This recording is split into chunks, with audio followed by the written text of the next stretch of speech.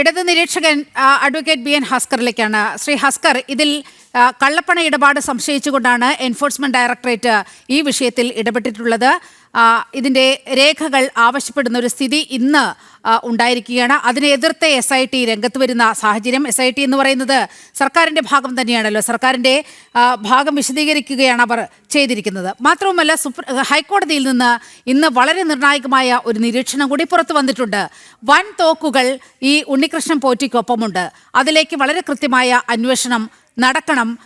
ഈ അന്താരാഷ്ട്ര വിഗ്രഹക്കടത്ത് മാഫിയ ഉൾപ്പെടെ ഉള്ള ആളുകൾ ഈ വിഷയത്തിൽ ഉൾപ്പെട്ടിട്ടുണ്ടോ എന്നതിലുള്ള സംശയം കഴിഞ്ഞ ദിവസത്തെ സിറ്റിംഗിൽ ഹൈക്കോടതി മുന്നോട്ട് വെക്കുകയും ചെയ്ത സാഹചര്യമുണ്ട്. അപ്പോൾ സ്വർണ്ണ കവർച്ചയിൽ ഒരു പത്മകുമാറോ ഉണ്ണികൃഷ്ണൻ പോറ്റിയോ മാത്രമല്ല, ഇതിൽ മറ്റ് ചില ഇടപാടുകൾ നടന്നിട്ടുണ്ട്. മുൻ പ്രതിപക്ഷ നേതാവ് രമേശ് ചെന്നിത്തല പറഞ്ഞത് 500 കോടിയുടെയെങ്കിലും ഇടപാട് ഇതുമായി ബന്ധപ്പെട്ട് നടന്നിട്ടുണ്ടെന്നാണ്. അപ്പോൾ സ്വാഭാവികമായും ഇത്തരം ഒരു വലിയ കൊള്ളയിൽ എൻഫോഴ്സ്മെന്റ് ഡയറക്ടറേറ്റ് വരിക സ്വാഭാവികമല്ലേ അഡ്വക്കേറ്റ് ബി എൻ ഹസ്കർ? നീലിമ, ഇത് അന്തരീക്ഷത്തിൽ നിൽക്കുന്ന ആരോപണങ്ങളും ആക്ഷേപങ്ങളും വെറും ചായക്കോപ്പയിലെ കൊടുങ്കാറ്റ് മാത്രമാണ്. എന്തുകൊണ്ടെന്നാൽ ഇതിൽ മണി ലോണ്ടറിങ്ങിൻ്റെതായ ഏതെങ്കിലും ഒരു വശമുണ്ട് എന്ന് താങ്കൾ ഹൈക്കോടതിയുടെ നിരവധി നിരീക്ഷണങ്ങളും ഉത്തരവുകളും നമ്മുടെ മുന്നിലുണ്ട്. ആ ഹൈക്കോടതിയുടെ ഉത്തരവുകൾ ഒരിടത്ത് പോലും ഇത്തരത്തിൽ മണി ലോണ്ടറിംഗ്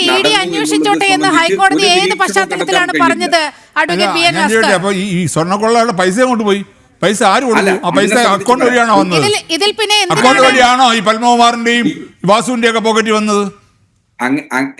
പിന്നെ എവിടുന്നാ വന്ന പൈസ? ഈ സ്വർണം അങ്ങോട്ട് പോയി. സ്വർണം ആർക്ക് പോയി? സ്വർണം പെയിന്റ് അടിച്ച് മാറ്റിയോ? സ്വർണം പെയിന്റ് അടിച്ച് വെച്ചിരിക്കുകയാണോ? സ്വർണം വിറ്റ് കള്ളപ്പണം ആക്കി വന്നിട്ടുണ്ട്. അതുകൊണ്ടാണ് ED അന്വേഷിക്കുന്നത് പറയുന്നത്. പക്ഷെ പലപ്പോഴും നിർഭാഗ്യകരമായിട്ട് ഈ ED എന്ന് പറയുന്ന എൻഫോഴ്സ്മെന്റ് ഡയറക്ടറേറ്റ് കേരളത്തിൽ വരുമ്പോൾ പലപ്പോഴും PD ആയി മാറും. പിണറായി ഡയറക്ടറേറ്റ് മാറും. അതാണ് EDയുടെ കാര്യത്തിലുള്ള ഒരു ഭയം. ഞാനൊന്ന് അഡ്വക്കേറ്റ് ബി എൻ ഹസ്കറിലേക്ക് പോകട്ടെ. ശ്രീ ബി എൻ ഹസ്കർ, അങ്ങനെ ഹൈക്കോടതിയിൽ നിന്നും എൻഫോഴ്സ്മെന്റ് ഡയറക്ടറേറ്റ് ഈ വിഷയം അന്വേഷിക്കുന്നതിൽ ഒരു തെറ്റുമില്ല എന്ന് ഹൈക്കോടതി പറയാനിടയായ സാഹചര്യം എന്താണ്? ഇതെല്ലാം ചില സാഹചര്യ തെളിവുകൾ മുന്നിലുള്ളത് കൊണ്ടാണ്.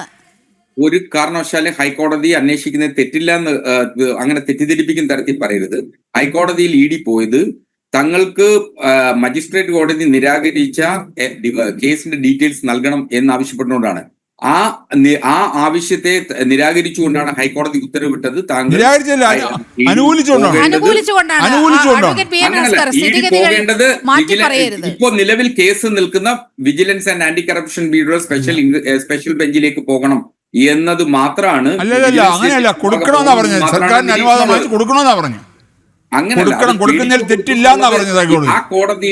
ആ കോടതിയുടെ വിവേചനാധികാരത്തിൽ മാത്രം നിൽക്കുന്ന കാര്യമാണ്. അതിൽ SITയുടെ വിവരങ്ങൾ കൂടി തേടും. ഇന്ന് വരെ അന്വേഷിച്ച SIT നിങ്ങൾ ഇന്നിപ്പോ പറഞ്ഞു വെക്കുന്നത് എന്താ? SIT എന്ന് പറയുന്നത് എനിക്ക് അക്കാര്യത്തിൽ വലിയ സന്തോഷമുണ്ട്. നിരവധി ചർച്ചകളിൽ ഞാൻ ശബരിമല വിഷയമായി പങ്കെടുത്തിട്ടുള്ളതിൽ എല്ലാ ഇടത്തും സംഘപരിവാറിന്റെ നിലപാട് എന്ന് പറഞ്ഞിരുന്നത് SIT നിയമിച്ചത് ബഹുമാനപ്പെട്ട കേരള ഹൈക്കോടതിയുടെ ദേവസ്വം ഡിവിഷൻ ബെഞ്ചാണെന്നാണ്. ഇപ്പോ എന്തായാലും സംസ്ഥാന സർക്കാരിന്റെ നിയന്ത്രണത്തിലാണ് SIT എന്ന് സമ്മതിക്കാനുള്ള ആർജവം നിങ്ങൾ കാണിച്ചത് അഭിനന്ദനാർഹാണ്. ഒരിക്കലുമല്ല. കാരണം ഹൈക്കോടതി നേരിട്ട് നിയമിക്കില്ലല്ലോ. ആർക്കാ ഹൈക്കോടതി കൊടുക്കുന്ന ആരാ? ലിസ്റ്റ് കൊടുക്കുന്ന ആരാ? SITയിലേക്കുള്ള അംഗങ്ങളുടെ ലിസ്റ്റ് കൊടുക്കുന്ന ആരാ? ഹൈക്കോടതി ജഡ്ജിയാണോ ലിസ്റ്റ് തയ്യാറാക്കുന്നത്?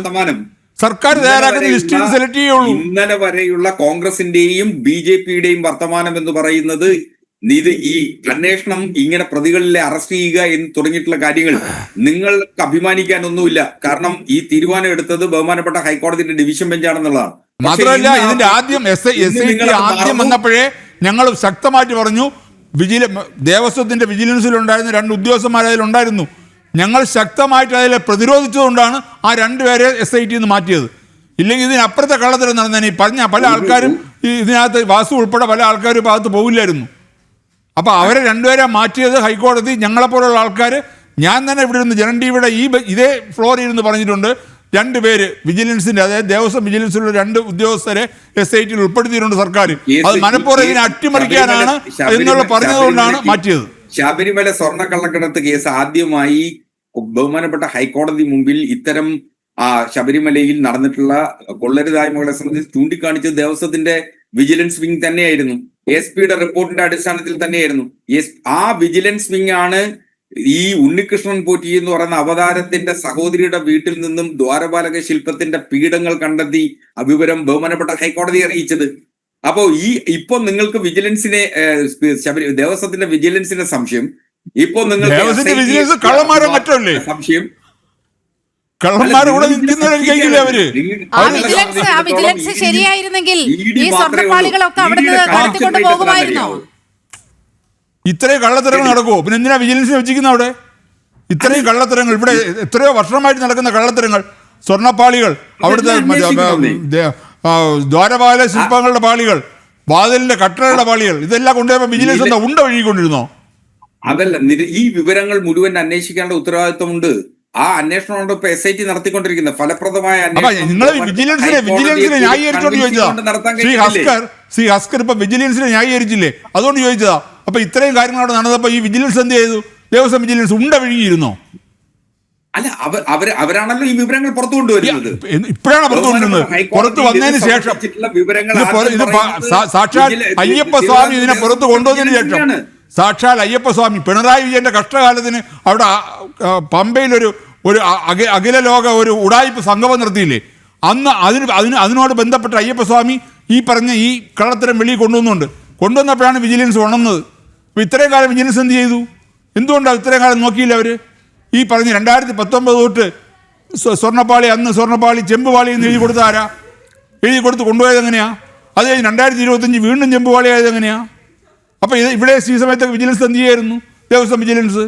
അപ്പോൾ വിജിലൻസിനെ ന്യായീകരിക്കുക വേണ്ട, ദേവസ്വം ബോർഡിനെ ന്യായീകരിക്കുന്ന ഒരു കാര്യം ശ്രീ അസ്കർ പറയണ്ട. ഇവിടെ അയ്യപ്പസ്വാമി ഇങ്ങനൊരു സംഭവം ഉണ്ടായെന്നുള്ള പുറത്ത് വന്നപ്പോൾ ആദ്യമായിട്ട് അത് പറയുന്നത് ഇങ്ങനെ അവിടുത്തെ ഒരു ഉദ്യോഗസ്ഥൻ എനിക്ക് തന്നൊരു വോയിസാണ്. ഞാൻ അന്ന് ദേവസ്വം ബോർഡ് പ്രസിഡന്റായിരുന്ന പ്രശാന്തിനെ വിളിച്ച് സംസാരിച്ചു ഈ വിഷയം, ഞാൻ വിളിച്ച് സംസാരിച്ചു. ആ വോയിസ് എൻ്റെ ഇപ്പോഴും ഉണ്ട്. പ്രശാന്ത് അവർ സംസാരിച്ചത്, പ്രശാന്തിനോട് സംസാരിച്ചപ്പോൾ പ്രശാന്ത് പറഞ്ഞ കാര്യം ഇപ്പോഴും എൻ്റെ ഉണ്ട്. ഞാൻ പറഞ്ഞത് അപ്പോഴാണ് ഇത് പുറത്തു വരുന്നത്, അവിടെ തൊട്ടാണ് ഇത് പുറത്തു വരുന്നത്, അല്ലാതെ ദേവസ്വം വിജിലൻസ് അല്ല ഇത് പുറത്തു കൊണ്ടിരുന്നത്. ഇത് പുറത്തു കൊണ്ടുവരുന്ന സാക്ഷാൽ അയ്യപ്പസ്വാമിയാണ്. അതിനുശേഷമാണ് വിജിലൻസിലേക്ക് ഇടപെടുന്നത്, അല്ലാതെ വിജിലൻസ് കൊണ്ടുവന്നു ശ്രീ അസ്കർ പറയരുതേ. അതെ, വിജിലൻസിന്റെ മാഹാത്മ്യം കൊണ്ടല്ല ഇത്രയും വലിയ അന്വേഷണം നടന്നുകൊണ്ടിരിക്കുന്നത്.